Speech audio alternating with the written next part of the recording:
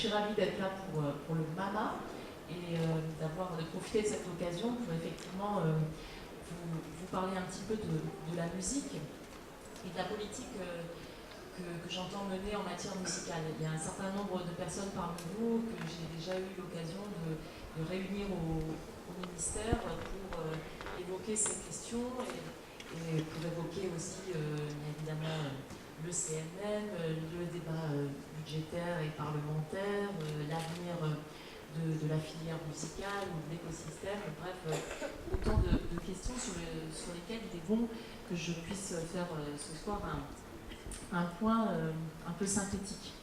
Donc tout d'abord, ce que je veux vous dire, c'est évidemment que pour moi, et ma présence ici ce soir en est le témoignage, c'est que évidemment la musique c'est un secteur absolument majeur pour la création dans notre pays, et évidemment aussi la musique doit être accompagnée, soutenue par une politique publique qui soit à la fois réaliste, efficace et réellement structurante. On a souvent parlé de filière musicale et le terme est peut-être un petit peu réducteur parce qu'il évoque plus la matière première, le produit fini. On parle aussi d'écosystème, comme quoi les difficultés sémantiques sont infinies. L'écosystème, c'est un terme un petit peu barbare, mais en même temps qui évoque bien la complexité que l'on peut avoir à saisir un objet qui est extrêmement divers, variés, touffus, avec une grande pluralité d'acteurs, des très petites entreprises, des très très grosses entreprises, des acteurs indépendants et puis aussi une pluralité de métiers. Et donc évidemment, il est important d'avoir surtout, plutôt que de s'acharner sur le lexique, de parler des objectifs. Et l'objectif, c'est bien de pouvoir veiller jalousement, j'allais dire amoureusement, à la dynamique musicale dans notre pays, afin qu'elle ne faiblisse pas et qu'au contraire, elle fleurisse plutôt. Alors évidemment, la musique, c'est la première pratique musicale des Français, la première pratique culturelle des Français, et on a vu la vitalité de tous nos festivals encore cette année en 2012, et un grand appétit, notamment des jeunes, pour des genres de musique toujours aussi variés et qui s'expriment sur l'ensemble de notre territoire. Donc c'est vraiment un secteur que moi j'entends aussi soutenir parce qu'il contribue à la vie artistique et culturelle dans tous les territoires de France et par exemple à Bourges. Alors redéfinir évidemment le rôle d'une politique publique, c'est aussi prendre en compte tous ces différents acteurs qui ont des jeux, des positionnements qui ne sont parfois pas toujours cohérents, en tout cas il y a des interactions entre eux, et évidemment parmi ces acteurs il y a les collectivités locales. Et donc le rôle des collectivités locales doit aussi être pleinement intégré dans notre réflexion sur l'accompagnement de la musique. Évidemment, elles seront donc systématiquement, puisque je les réunis, j'ai commencé à le faire dès mon arrivée au ministère, je les associe le plus possible à l'ensemble des réflexions sur tous les secteurs, donc en particulier sur la musique. Mais avant tout, je pense qu'il faut mettre en avant, quand on parle de musique, quand on parle de création, ce sont les artistes, et ce sont bien les artistes qui doivent être remis au cœur des politiques publiques en matière musicale. On a aujourd'hui peut-être évidemment des politiques à mener, des décisions à prendre qui sont absolument indispensables face aux mutations technologiques, notamment du secteur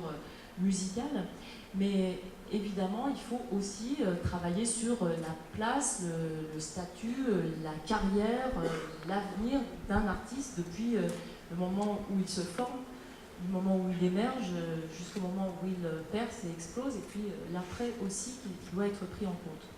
Et de la même manière qu'il faut envisager la vie de l'artiste, il faut envisager évidemment la structuration de la filière dans son ensemble, la filière professionnelle. Alors il y a la mission qui a été présidée conduite par Didier Célès sur le Centre national de la musique, sous l'égide du ministère de la Culture. Cette mission, elle a permis de faire émerger d'abord ce besoin de structuration, une volonté forte des acteurs de travailler ensemble, de se réunir tous autour d'un même objectif. Et ça, c'est un acquis indispensable. Et je vous l'ai dit lors de la réunion que j'avais organisée au début du mois de juillet, cet acquis-là, il est fondamental. Et c'est à partir de cela que je veux qu'on travaille. Mais de la même manière que je considère que le ministère de la Culture doit vraiment pleinement assumer ses responsabilités en matière de gestion des politiques publiques et sur l'ensemble des établissements,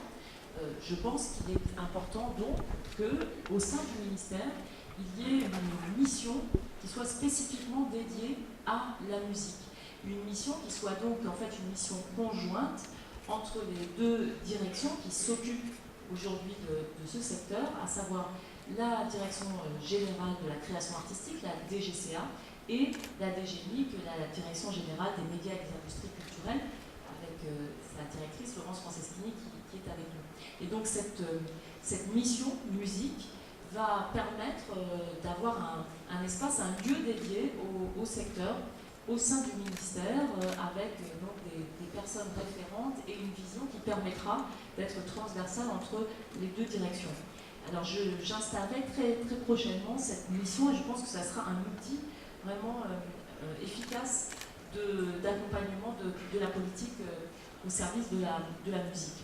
Alors évidemment, ça permet aussi de recréer une forme de cohérence au sein du ministère entre évidemment le spectacle vivant et la musique enregistrée, puisque en fait au sein du monde professionnel, la dichotomie traditionnelle entre les deux, elle a déjà largement perdu de son sens, on peut le dire. Donc on va avoir comme ça un service qui va être pertinent pour contribuer à nos réflexions. Alors avec l'urgence qu'on a et un besoin de rationalisation et d'une meilleure efficacité des dispositifs, je vais aussi proposer aux associations d'intérêt général qui sont soutenues par le ministère de la Culture de conduire avec la mission musique une réflexion sur la manière de créer une dynamique de fédération de l'ensemble des outils qui existent dans une concertation permanente avec l'ensemble des acteurs de la filière. Donc il y aura ainsi une vocation très opérationnelle, c'est de travailler sur les outils, et puis une vocation de concertation et d'animation d'un dialogue permanent. Et on pourra aussi s'appuyer sur la création d'un observatoire qui pourra nourrir comme ça l'évaluation des politiques mises en œuvre et aussi l'évaluation des politiques, l'évaluation des décisions stratégiques qui auront été mises en œuvre.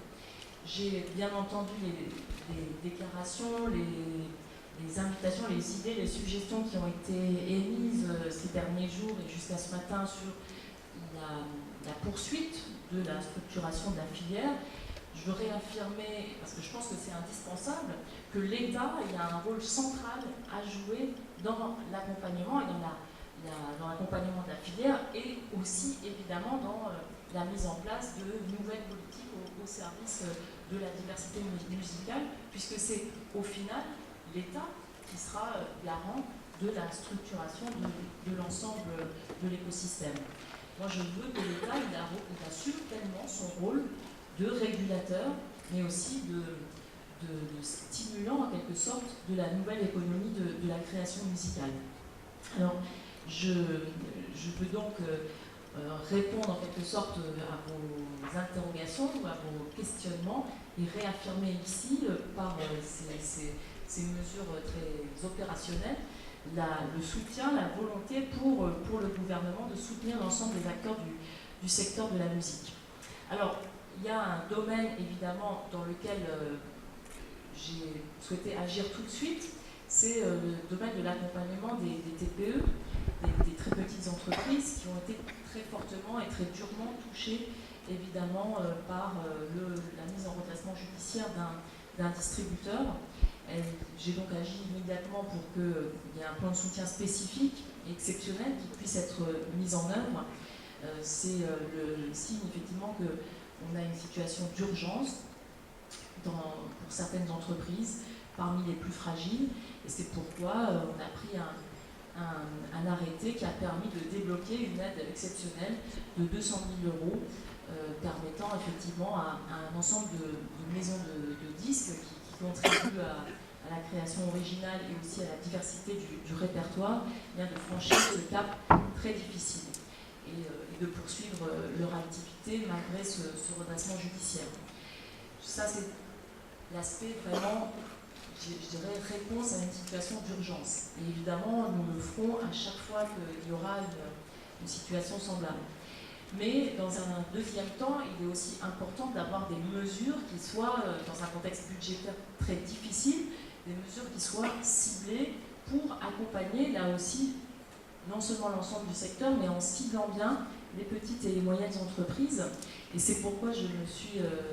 beaucoup battue et je me suis beaucoup impliquée pour la prolongation de 3 ans et aussi l'intensification du crédit d'impôt phonographique dont normalement la disparition était programmée au 31 décembre 2012. Alors c'était évidemment un combat très difficile et parce que le contexte pour les finances publiques n'est pas bon et parce que les mesures qui ont été prises pendant ce débat budgétaire étaient difficiles pour tout le monde. Il était normal que la culture y participe, mais j'ai mis en avant le fait que le secteur musical, par la diversité aussi des entreprises qui l'irriguent, contribue au redressement de notre pays et qu'il n'y a pas de redressement productif sans redressement créatif. Et l'amendement gouvernemental que je m'étais engagée à défendre devant les professionnels a donc été présenté et adopté par l'Assemblée nationale, par les députés. Donc maintenant, il va continuer sa route au Sénat et dans le débat budgétaire. Mais en tout cas, il sera voté en décembre définitivement et il permet une nette amélioration du ciblage de cette mesure en faveur des PME. La mesure est donc maintenue, prolongée pour tout le monde, elle est prolongée pour 3 ans et elle est encore un peu plus avantageuse, je dirais, pour les PME. Je pense que quand on a un contexte où budgétairement c'est difficile, il est bon d'avoir des mesures qui fiscalement permettent finalement de soulager, de soutenir et d'accompagner des entreprises qui sont aussi touchées par la crise.